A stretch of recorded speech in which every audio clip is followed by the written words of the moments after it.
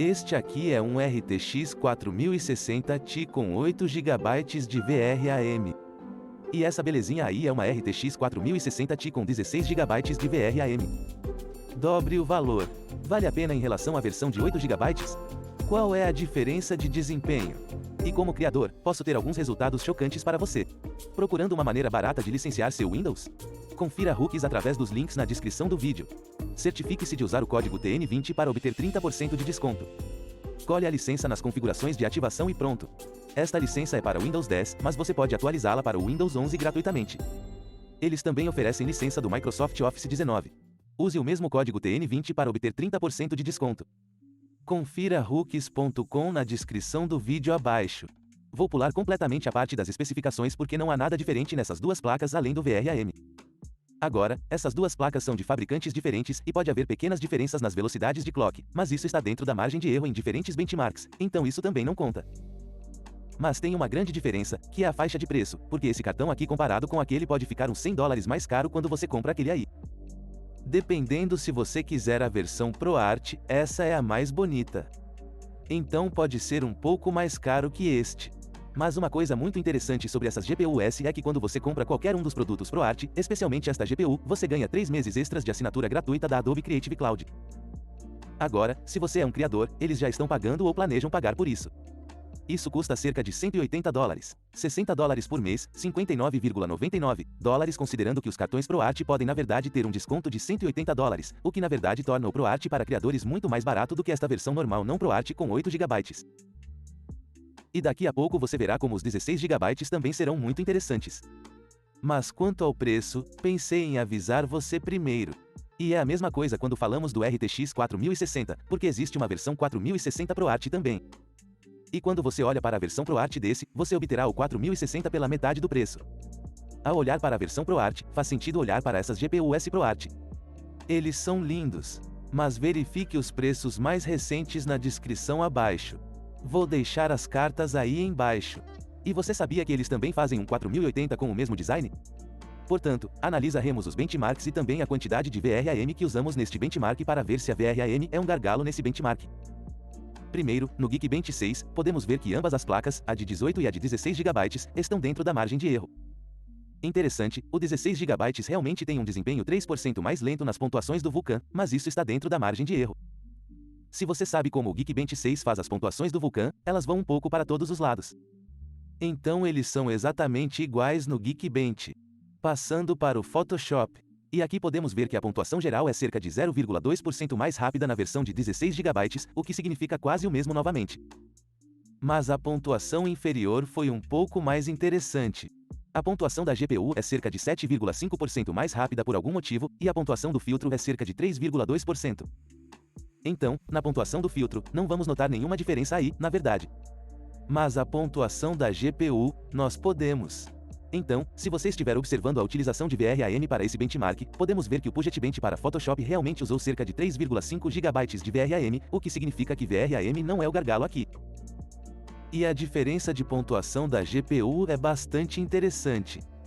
Eu diria que esses cartões têm exatamente o mesmo desempenho no Photoshop. Agora, PugetBench para Premiere Pro.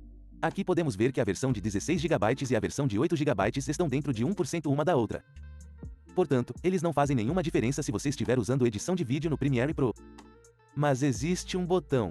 Se observarmos a utilização real de memória no Premiere Pro para este benchmark, podemos ver que o máximo que usamos foram 8,6 GB de VRAM utilizados.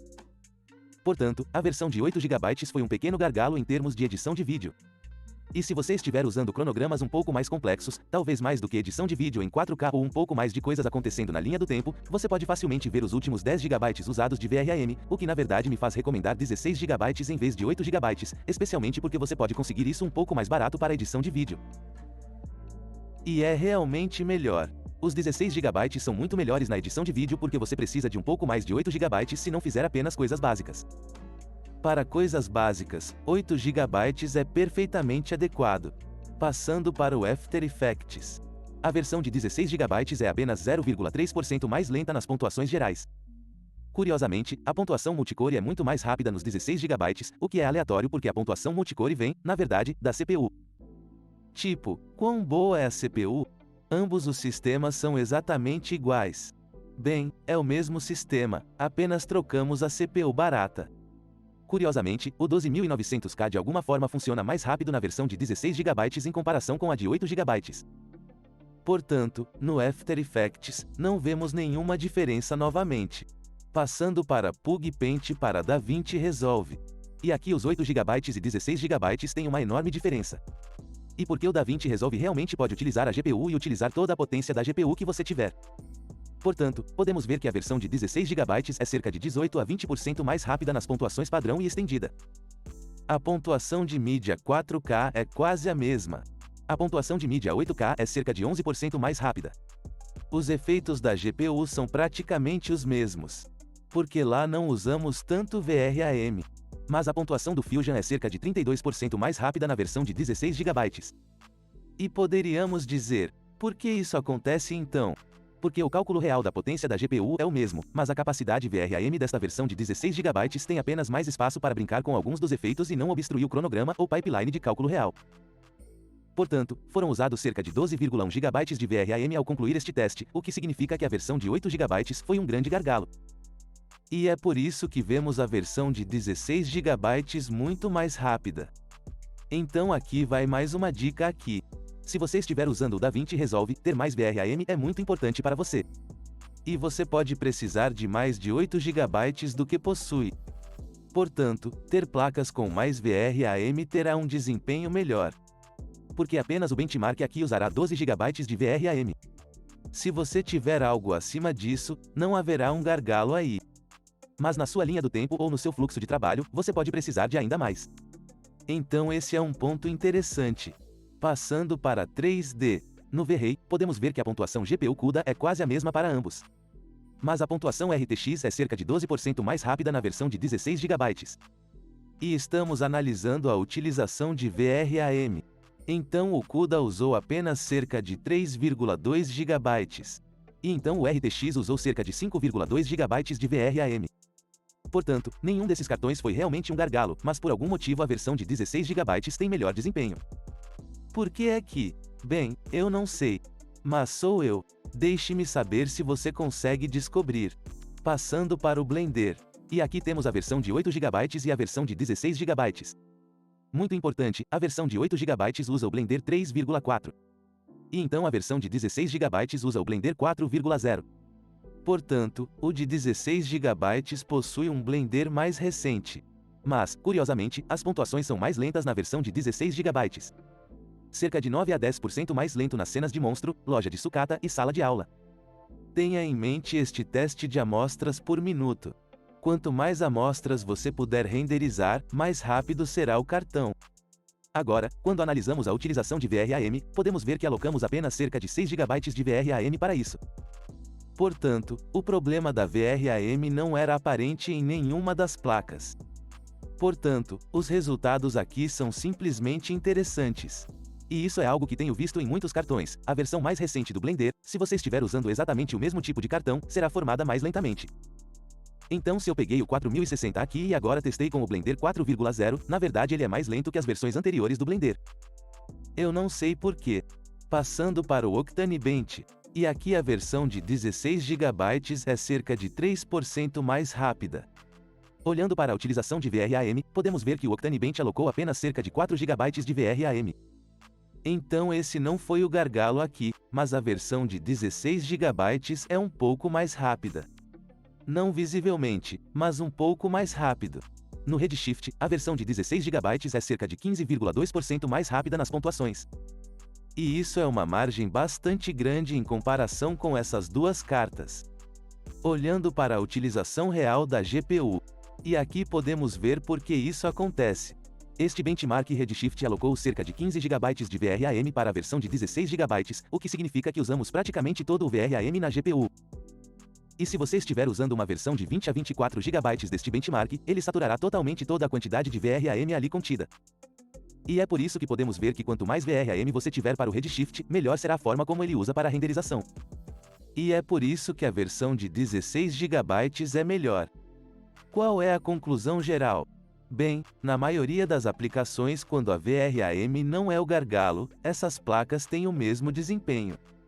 Mas, como criador, é aqui que realmente precisamos de mais VRAM e é por isso que esta versão de 16 GB realmente faz sentido para nós. Porque obrigado Adobe, vamos conseguir este mais barato do que este se você estiver usando Adobe. E é realmente melhor em alguns aspectos. Mas VRAM realmente importa. Agora, ao mesmo tempo, se você não está usando produtos Adobe e talvez, você sabe, você só quer um pouco de GPU, talvez você esteja fazendo edição de fotos ou algo parecido ou algo leve de edição de vídeo. E a versão de 8 GB, sinceramente, para você, para o seu desempenho, não vai dar muita diferença. Mas fiquei realmente surpreso que a versão de 16 GB possa ser melhor e tenha um desempenho melhor em alguns desses benchmarks. E para mim, se estou construindo o PC assim, obtendo um lindo PC preto e dourado assim, para obter uma GPU como essa, se você estiver usando o Adobe Creative Cloud, já mencionei isso tantas vezes, mas é um recurso tão bom. Por exemplo, comprei recentemente aquela placa-mãe lá porque só me custou 20 libras para esta construção porque estou usando o Adobe Creative Cloud de qualquer maneira. Mas muito obrigado pelos 3 meses de folga.